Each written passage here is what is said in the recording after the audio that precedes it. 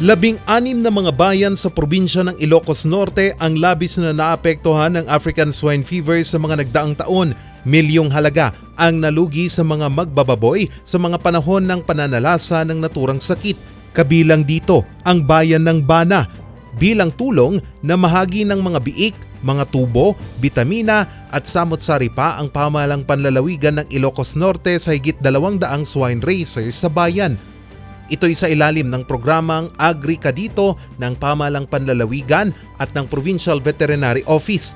Samantala, muli namang napalawig ang temporary total ban sa mga buhay na baboy at mga manok na produkto na pumasok sa probinsya ng Pangasinan.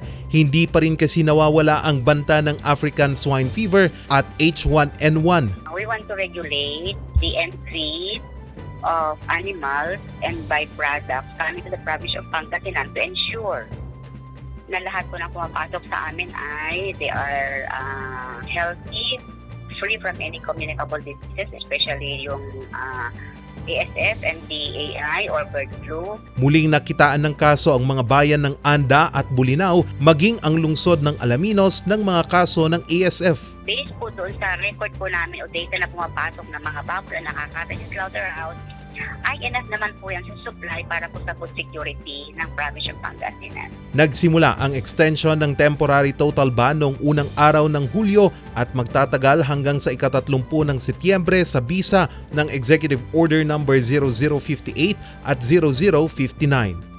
Charles Nicolimon para sa Luzon Headlines.